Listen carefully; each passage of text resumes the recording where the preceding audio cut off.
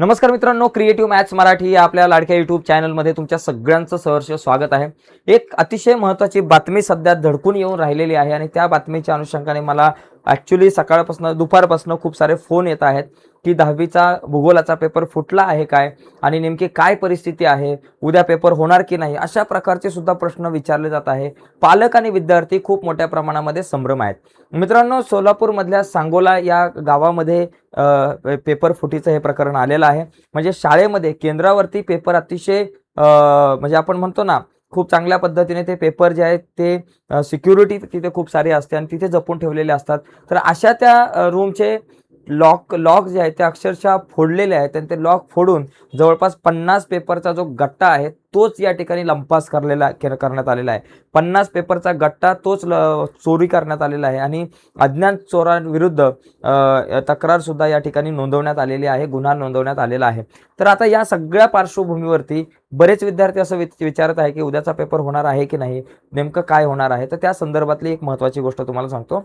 तर उद्याचा पेपर होणार की नाही या संदर्भात अजूनही बोर्डाने काही स्पष्ट केलेलं नाहीये, म्हणजे होणार नाही असं अजिबात सांगितलेलं नाहीये। त्याच्यामुळं उद्याचा पेपर होणारच याच मित्रांनो मानसिकतेमध्ये आपल्याला राहायचं आहे आणि उद्याच्या पेपरचा आपल्याला चांगला अभ्यास करायचा आहे आणि चांगले मार्क आपल्याला मिळवायचे आहेत। ओके, तर ही एक इम्पॉर्टंट अपडेट होती की पेपर तर फुटलेला आहे, परंतु आता हा पेपर खूप काही लोकांकडे गेलाय का, खरंच हा फुटलेला जो पेपर आहे तो जास्तीत जास्त मुलांपर्यंत गेलाय का, हे तपासण्यात येईल लवकरात लवकर। त्याचबरोबर हा पेपर नेमका कोणी फोडला त्या संदर्भात एक पोलीस तपास जो आहे तो सुरू आहे।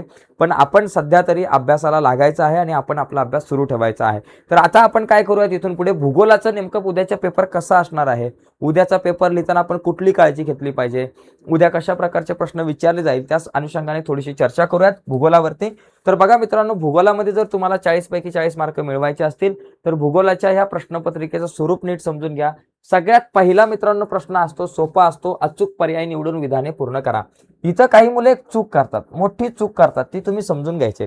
इथं काय होतं माहितीये का, बरीच मुलं काय करतात की तुम्ही फक्त ते पर्याय लिहिताय, नुसते पर्याय लिहायचं नाहीये। इथं त्यांनी काय सांगितलंय, नीट सूचना वाचा, अचूक पर्याय निवडून विधाने पूर्ण लिहा। आपल्याला इथं विधानं जी आहेत ती पूर्ण लिहायला सांगितलेली आहे। त्याच्यामुळे तुम्हाला काय करायचं आहे, विधान पूर्ण जसंच्या तसं लिहायचं आहे आणि जी रिकामी जागा आहे ते तो शब्द लिहून त्या शब्दाखाली एक अंडरलाईन मारायची आहे मित्रांनो। त्यामुळे एक लक्षात घ्या, फक्त या ठिकाणी तो क्रमांक लिहायचा नाहीये, ऑप्शन पर्याय क्रमांक लिहायचा नाहीये, जसं आपण गणित भाग 1 आणि 2 मध्ये लिहितो। तर इथं तुम्हाला पूर्ण वाक्य लिहायचं आहे। वाक्य लिहिल्यानंतर योग्य उत्तराच्या खाली अंडरलाईन मारायचे। दुसरा प्रश्न तो तुम्हाला वेगळा घटक ओळखा येऊ शकतो, तो 4 मार्कांसाठी आहे। कधी कधी चुक्की बरोबर जोड्या लावा अशा प्रकारचे प्रश्न इथं विचारले जातात। इथं तिसरा प्रश्न एका वाक्यामध्ये उत्तर आहे। एका वाक्यात म्हणजे एका वाक्यात लिहायचं, एका शब्दामध्ये उत्तर लिहायचं नाहीये। तर एका वाक्यात उत्तर लिहायला 4 मार्क, म्हणजे साधारणतः मित्रांनो हे 4 4 4 12 मार्क जे आहेत ते नुसते तुमचे वस्तुनिष्ठ खूप सोपे प्रश्न असतात।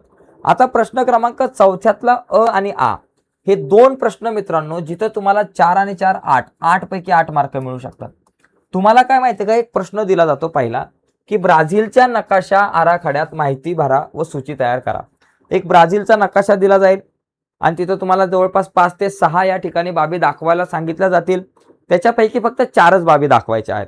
तर या प्रश्नाच्या तयारीसाठी तुम्ही मित्रांनो एक काम करा, बरेचसे प्रश्न रिपीट होतात, कुठल्याही जुन्या 4-5 प्रश्नपत्रिका घ्या किंवा 3-4 प्रश्नपत्रिका घ्या, त्या प्रश्नपत्रिकेमध्ये नकाशावर विचारले गेलेले जे काही प्रश्न आहेत, जे घटक नकाशामध्ये दाखवायला सांगितलेले आहेत ब्राझीलच्या, तेवढे जरा नीट बघा, तेवढे एकदा भरून एका ब्राझीलच्या नकाशामध्ये भरा, बघून भरा आणि एकदा न बघता भरा, पुन्हा एकदा बघून भरा, नंतर न बघता भरा, असं 3 वेळा करा। म्हणजे तुमचा हा जो भाग आहे याची प्रॅक्टिस, याची तयारी तुमची चांगल्या प्रकारे होईल। दुसरा जो प्रश्न असतो, नकाशाचे वाचन करून त्या खालील दिलेल्या प्रश्नांची उत्तरे लिहा। तर इथं साधारणतः तुम्हाला भारताचा नकाशा दिला जाईल, कारण भारताच्या नकाशावरून आधारित तुम्हाला काही प्रश्न विचारले जातील। लोहमार्ग असेल किंवा लोकसंख्येची घनता असेल किंवा रेल्वे मार्ग असेल किंवा कुठल्याही प्रकारचा मित्रांनो नकाशा असेल, त्या नकाशावर आधारित तुम्हाला 5 प्रश्न विचारले जातील। 5 पैकी 4 प्रश्नांची उत्तरे लिहायची। म्हणजे पहिले जर तुम्ही 5 प्रश्न जर 4 जर प्रश्न बघितले तर 4 प्रश्नांमध्ये हे 20 मार्क तुम्हाला एकदम हातातले आहेत मित्रांनो, खूप सोपा प्रश्न असतो। याच्यानंतर प्रश्न क्रमांक 5वा हा 6 गुणांसाठी असतो, भौगोलिक कारणे लिहा। 4 भौगोलिक कारणे दिली जातात आणि त्या 4 पैकी कुठलीही तुम्हाला 3 भौगोलिक कारणे लिहायला इथं सांगितली जाऊ शकतात। ओके, ही भौगोलिक कारणे लिहिताना मित्रांनो साधारणतः कमीत कमी 3 मुद्दे तरी लिहिले पाहिजेत। 2 मुद्द्यात अजिबात नका करू, 3 मुद्दे लिहा। पहिला मुद्दा, पहिलं कारण, दुसरं कारण, तिसरं कारण, 3 मुद्दे लिहा. म्हणजे एका मुद्द्याला 1 मार्क मिळेल. 3 मुद्द्यांचे तुमचे 3 मार्क होतील. त्याच्यामुळे खूप इम्पॉर्टंट गोष्ट आहे मित्रांनो. 3 मुद्द्यांमध्ये लिहा. 3 किंवा त्याच्यापेक्षा जास्त असू द्या. फक्त 2 मुद्द्यात लिहू नका, नाहीतर 2च मार्क मिळतील तुम्हाला. 3 मुद्द्यांमध्ये इथं उत्तर लिहायचा प्रयत्न करा. प्रश्न क्रमांक 6 जो आहे त्याच्यामध्ये अ किंवा आ या दोघांपैकी एक प्रश्न विचारला जातो. दोघांपैकी एक लिहायचा असतो आणि सोपा प्रश्न असतो. अ मध्ये काय असतं? दिलेल्या सांख्यिकीय माहितीच्या आधारे साधा रेषालेख काढा व त्यावरील प्रश्नांची उत्तरे लिहा. इथं साधा रेषालेख काढा येऊ शकतो किंवा साधा स्तंभालेख काढा असाही प्रश्न येऊ शकतो. म्हणजे एक आलेख काढायचा, 3 मार्काला तुम्हाला आलेख काढायला 3 मार्काचे 3 प्रश्न विचारले जातील. आलेखावर 6 मार्क. इथे पण बऱ्याच मुलांना 6 पैकी 6 मार्क मिळतात. किंवा मित्रांनो, जर तुम्हाला हा प्रश्न नसेल येत तर हा 6व्यातला आ प्रश्न सोडवू शकता, ज्याच्यामध्ये एक आलेख दिला जाईल. त्या आलेखाचं वाचन करून तुम्हाला त्यावर 6 प्रश्न दिले जातील. तर ते 6 पैकी 6 प्रश्न तुम्हाला सोडवायचे. तर मला जर विचारलं ना, तर मी या प्रश्नाचं उत्तर लिहेल. का माहितीये का? कारण आलेख जर काढायला गेलो तर आलेख काढायला खूप वेळ लागू शकतो. तो वेळ माझा जाऊ शकतो. टाइम मॅनेजमेंटची गडबड होऊ शकते. त्याच्यामुळे प्रश्न क्रमांक 6व्यातला आ लिहायचा, ज्याच्यामध्ये नकाशावर आधारित 6 प्रश्नांची उत्तरे लिहिली की तुम्हाला तिथे 6 पैकी 6 मार्क आरामात मिळतील. तर या गोष्टींची काळजी घ्यायची. आणि शेवटचा जो 7वा प्रश्न आहे, या 7व्या प्रश्नामध्ये कसं माहितीये का? तुम्हाला सविस्तर उत्तरे लिहा. म्हणजे 4-4 मार्कांचे तुम्हाला जवळपास 3 प्रश्न दिले जातील. 3 पैकी तुम्हाला 2 प्रश्नांची सविस्तर उत्तरे लिहायची.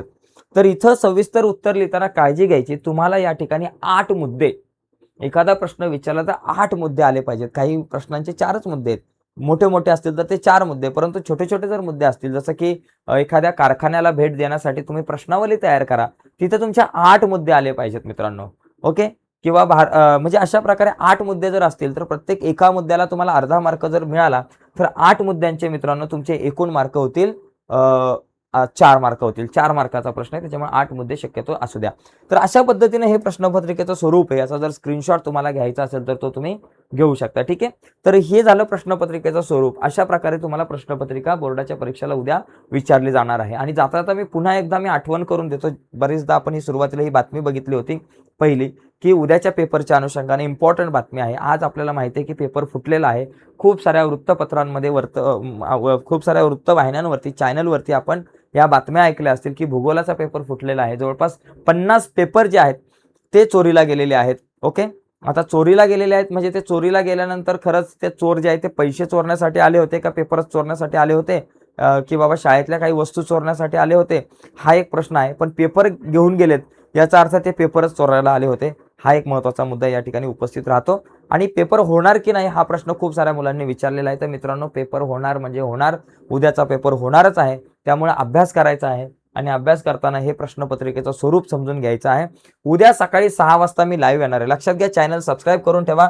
उद्या सकाळी 6 वाजता मी लाईव्ह येणार आहे आणि 6 वाजता लाईव्ह लेक्चर घेणार आणि त्याच्यामध्ये फक्त इम्पॉर्टंट प्रश्न, भूगोलाच्या पेपरच्या संदर्भातले इम्पॉर्टंट प्रश्न उद्या सकाळी 7 वाजता जे लाईव्ह लेक्चर होईल त्याच्यामध्ये असणार आहे. ठीक आहे.